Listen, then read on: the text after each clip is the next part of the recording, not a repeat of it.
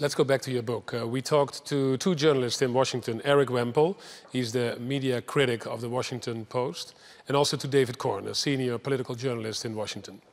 If you have a book on Donald Trump in January 2018, and you have Steve Bannon saying very, very kind of inflammatory things about Trump's family, inflammatory things about the Russia investigation, things tend to go kaboom.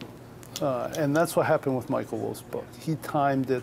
He could not have timed it more perfectly, and he deserves a lot of credit for that. I tip my hat to him for getting in there and getting Steve Bannon and other people on the record saying what they really think, and that's a tremendous act of journalism. Michael Wolff had a certain strategy for getting in the White House and for securing access, and that involved writing stories about the media and Trump that he thought, I think, the White House would like. The assumption might have been within the White House that, you know, he will write something that we like. If so, that was pretty idiotic on their part, given how chaotic and incompetent the administration has been in the, in this first year. Well, I think that there have been several controversies around the book. You know, there are issues in terms of some small, but not insignificant, factual mistakes in which he had got names wrong and titles wrong, and that sort of, sloppiness can sometimes take away from the credibility of a book. Now, is it about a woman? It is. Oh, it is? It is. Oh, it's somebody he's fucking now. It is. Oh. And it's... Who is he You fucking? just have to read between the lines.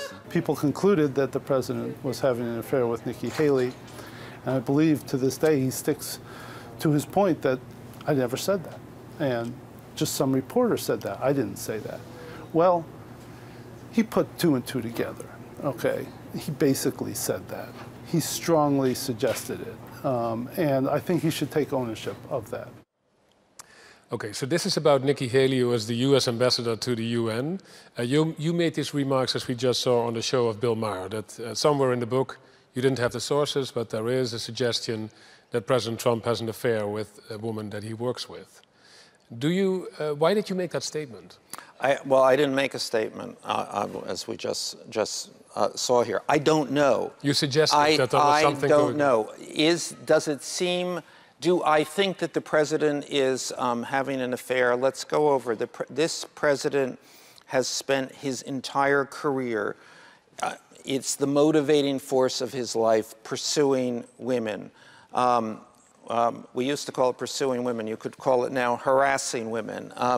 He has been in the women business. He's his beauty pageants, his modeling agencies. That's all known, but now you suggest on a show that he has an affair with... I'm suggesting, what I am suggesting is that it is unlikely that this behavior stopped at the White House door. That's not true, because in this interview you said, well, you can find who it is towards the end of the book, and there you will find, between the lines, the person who he is having an affair with. You can read what you want into this. No, you said I this. do not. Yes, I'm saying again, you can read what you want into this. I am also saying that if I knew, it would be in the book. It is not in the book. But for people who are studying journalism here, because this is the fine line between facts and gossip.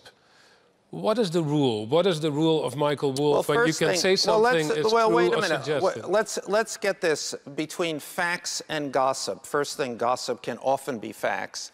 Gossip is the currency that is one of the currencies of anybody's information life. What do you know? A lot of this is gossip. I'm not afraid of gossip. As a matter of fact, I, like every other reporter, lives off of gossip. Okay, Gossip is that I did not put that in the book because I didn't know. No, I understand that, and you said that, but the thing is, well, let's have a look at how Nikki Haley responded. She is a woman who is married, has 2 kids, and she said this about your remark on the Bill Maher show.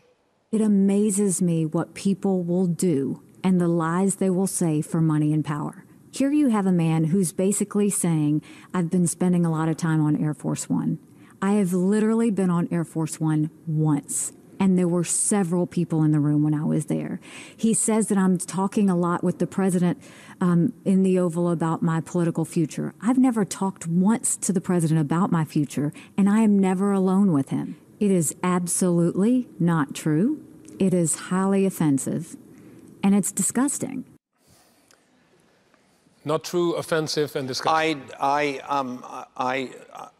I absolutely disagree with this, that she has spent a lot of time talking about her political future with the president, that the people around the president have been deeply concerned, actually, that he would and that he still might make her the Secretary of State. And was she alone while having these conversations?